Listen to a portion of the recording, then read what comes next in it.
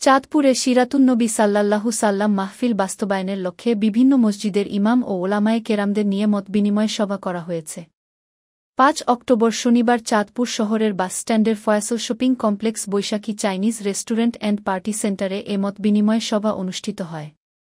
ইসলামপুর গাছতলা দরবার শরীফ এর পীর সাহেব আল্লামা খাজা মোহাম্মদ অলি উল্লাহর সভাপতিত্বে আলোচনা সভায় আগত বিভিন্ন মসজিদের ইমাম ও ওলামায়ে কেরামগণের উদ্দেশ্যে তিনি বলছেন, আগামী ২২ অক্টোবর চাঁদপুর হাসান আলী উচ্চ বিদ্যালয় মাঠে সিরাতুন্নবী সাল্লাল্লাহু সাল্লাম উদযাপন পরিষদ ও যুবসমাজের উদ্যোগে মাহফিলের আয়োজন করা হয়েছে।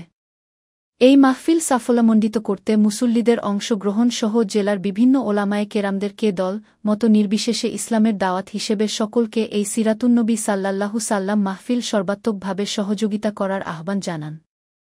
দেশের সকল ওলামায়ে কেরামগণ যদি ঐক্যবদ্ধ হয়ে ইসলাম ও দেশের জন্য কাজ করে তাহলে কোনো শত্রু ইসলামের ক্ষতি করতে পারবে না। এ সময় মাহফিল বাস্তবায়ন কমিটির আহ্বায়ক অ্যাডভোকেট শাহজাহান খান এক প্রশ্নের জবাবে বলেছেন, বিগত ১৫ বছর পর আমরা যুব সমাজের উদ্যোগে আলেমোলামাদেরকে নিয়ে এই সিরাতুন্নবী সাল্লাল্লাহু সাল্লাম মাহফিলের আয়োজন করেছি।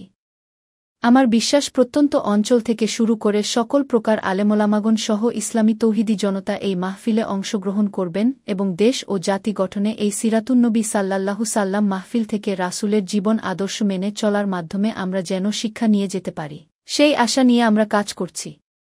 এ মাহফিলে প্রধান অতিথি হিসেবে আলোচনা করবেন আমাদের প্রিয় নবী হজরত মুহাম্মদ সাল্লাল্লাহু ইসলামের বংশধর উপমহাদেশের প্রখ্যাত আলেমে দ্বীন, চট্টগ্রাম আন্দরকিল্লা শাহী মসজিদের খতিব আওলাদে রাসূল সাইয়্যেদ আনোয়ার হোসাইন তাহের জাবেরি আল মাদানীসহ বিভিন্ন পর্যায়ের ওলামায়ে কেরামগণ। দারুস সালাম জামে মসজিদের খতিব মাওলানা শোয়েব আহমেদ চিশতির পরিচালনায় অন্যান্যদের মধ্যে বক্তব্য রাখেন মাওলানা আমির হোসেন, মাওলানা আব্দুল হান্নান, মাওলানা মুফিজুল ইসলাম, মাওলানা আব্দুস সালাম প্রমুখ। এছাড়াও সভায় আমন্ত্রিত ওলামায়ে কেরাম ও বিভিন্ন মসজিদের ইমামগণ উপস্থিত ছিলে। পরিশেষে দোয়া ও মোনাজাতের মধ্য বিশ্ব মুসলিম উম্মাহর ঐক্য ও শান্তির কামনার মাধ্যমে আলোচনা সভা সমাপ্ত করা হয়।